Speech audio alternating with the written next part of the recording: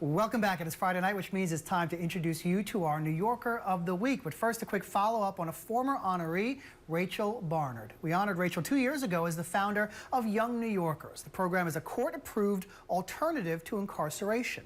16 and 17-year-olds who are charged as adults for misdemeanors are instead sentenced to an art-enriched program. It gives them an opportunity to express themselves and envision a brighter future. Since our segment aired, Young New Yorkers has reached more than 270 teenagers. It has also doubled its number of programs. Next Thursday, April 7th, Rachel is hosting the Young New Yorkers silent auction. You can bid on the works of art there from different artists to directly benefit the students. The auction starts at 7 o'clock. It's located at A&E Studios, 160 West Broadway in Manhattan. To register online or for more information, you can visit youngnewyorkers.org. Now it's time to turn our attention to this week's honoree. Our New Yorker of the Week is fostering a tight-knit network to support those affected by domestic violence. Take a look. This is New Yorker of the Week. Crochet straight across. Sioux Rock teaches New Yorkers how to intertwine creativity and comfort. When you are able to tap into your own creativity, your own innate sense of what you would like to create, it's greatly empowering. It brings you to a new level of understanding of what you can accomplish for yourself and what you can give for others. It's especially important for Sue to empower survivors of domestic violence. Her friend was murdered more than a decade ago. When I found out she passed, I had thought it was an illness, not even thinking that it could have possibly been a domestic violence situation. So that experience haunted us. Motivated by the tragedy, the Brooklyn native founded Sioux Rock Originals Everyone. The nonprofit provides handmade garments to those who escape their abusive relationships, oftentimes with just the clothes on their back. It also helps them master a craft. She's helping women to smile, because a lot of times the women, they don't have a reason to smile. They don't believe that they do. But then when they see that someone thinks enough of them, it helps them a lot. This group of students from Bard High School Early College is among dozens of volunteers inspired to help survivors rebuild their lives. It's beautiful, and I want them to feel beautiful and to feel good when they wear something that we've made for them. It means love. It means that someone thought enough of me that they took their time to create something, that they just didn't run out and buy it. So it's very special. Using discarded and donated materials, Sioux Rock Originals Everyone has created pieces for thousands of survivors the past 10 years. This is a woman with a purpose who saw a need and decided to fill it. And that's just a beautiful thing in life in general, and specifically for this group of battered women. Slippers are great. And so, for supporting those in need one stitch at a time, Sioux Rock is our New Yorker of the Week.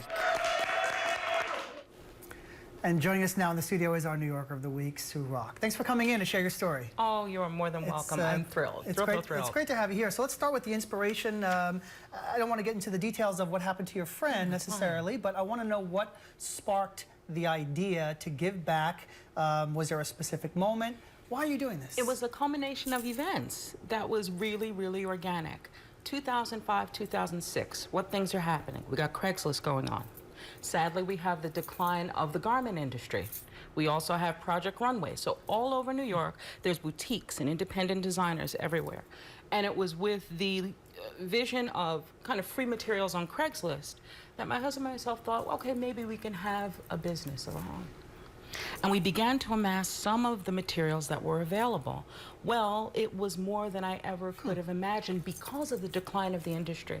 Sadly, at that same time, I lost my friend. And with all of these abundant materials, we began to think, okay, this could be some sort of craft charity. And it was from the research that I did in preparing that I saw dogs and cats could get a little pillow, cancer patients get hats, homeless folks get one quilt for a whole family, and there was nothing for women. At the same time, people were also getting into DIY. That was a DIY time. So everybody was crafty and knitting and crocheting, and I reached out to those volunteers to see if they would be receptive to making new items for survivors of domestic violence, and overwhelmingly, the answer was yes. So you start this idea, you start this program, and do people just start walking in the door? How was it first received? Were there privacy concerns? Was there hesitation to come forward as a domestic violence survivor and share a story? That was at the same time that we're talking 2005, 6, 7, 8. Our president begins talking the yes we can, yes I can, yes I can. So it had that energy of yes I can to it. I'd ask folks, listen, would you be willing to make something new for a survivor? Immediately. Knitters and crocheters, they're prolific. They can't stop. So they're like, yes, where's the yarn? I'd love to make it. They begin to make. 3 weeks later, we come with the bags and duffel bags full of items, contact a domestic violence shelter, say, listen, we have these donations for women, on a whim, thinking it could work. They say yes, and it was golden. And it snowballed from there. Just basically the receptivity of each part wanting to enjoy the process, especially the recipients. So we didn't get to see the recipients at first. At first, we were just dealing with the organizations out of my home, still working a straight job, you know, and working with volunteers to make this flow of generosity happen. And it was handcrafted generosity. So what point do the recipients enter the door, or you go to them, however it works? When did you start to meet the domestic violence survivors and share the works with them directly, face to face? It's so interesting you say that. The drop-offs became almost dissatisfying. One experience happened. What it wasn't important, but I felt a little empty just leaving a bag, you know. And so I contacted a volunteer, contacted the organization and said, listen, it's Mother's Day. Can we do a setup? And because of the perception of given things, I'm sure everyone has had that experience. They have all these clothes they want to give and can't find a place. Giving things is a funny energy, you know. When you're sharing something with someone and they're shopping, it restores a sense of value, it restores a sense of choice. So that's what we did the first time. We had a Mother's Day event. We had all of these gorgeous handcrafted items. We're talking about knit items, shrugs, long coats. And we arranged them like it was a shopping trip and fit people, and they chose what worked for them, what worked with their wardrobe, what worked with their style, and it was golden. And the tears came, of course, because folks were blown away. You're intoxicating. I want to help you. Whatever you say right now, I'm going to do. What do you need from your fellow New Yorkers? Oh, well. Do you need donated goods at this point? Well, the wonderful thing with Sioux Rock Originals, everyone, is we're a 501c3 nonprofit. So that means that any, you know, donations that are made for us are tax deductible. And that propels us forward the quickest. The reason I say that is because it ensures that the donations have a place to be housed. It ensures that women can have classes, and even further, it ensures that we're able to secure a location to have this wonderful organization exist. We had one. 2009 to 2013, we were able to actually trial run Sioux Rock Originals, everyone, in a brick and mortar space. So not only were volunteers able to come and enjoy, we had some youth employees that were able to work, and we had interns able to come. But even better, we were able to execute something specific that I'd love to share with your audience, which is a domestic violence empowerment program, in which we can basically say, because of the abundance of materials that New York City's fashion industry and interior design industry donates all the time, what is it that you need for apparel? What is that you need for home decor? I don't need to hear the horror story, but you're now thinking of the future. So how can we transform that and give you the skills that your great-grandfather had, my great-grandmother had, to take you to the next level? And so women were able to come to our studio once a week and create the items they needed from the life they left behind. We're going to have the WordPress information for our viewers in just about Absolutely. 30 seconds. We only have about 30 seconds left, Okay. Sue.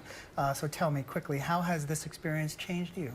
I had not realized that textile arts were so integrative to everyone's lives.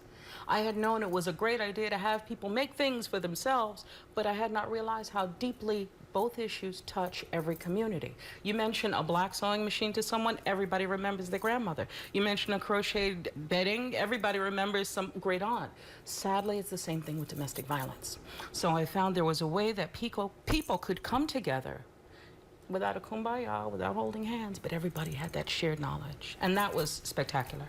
Sioux Rock, you're spectacular. Thank you. Our thank New you, Yorker thank of the Week. For more information on Sue's nonprofit, you can visit siouxrock.wordpress.com. And of course, if you know someone who'd make a good New Yorker of the Week, let us know. Send your nominations to New York 1 at 75 9th Avenue, 6th floor, New York, New York 10011, or email us at nyer@ny1.com. That's all the time we have for now. I'm John Schiumo. I'm off Monday and Tuesday. Rochelle Boone will be your host. Have a safe weekend.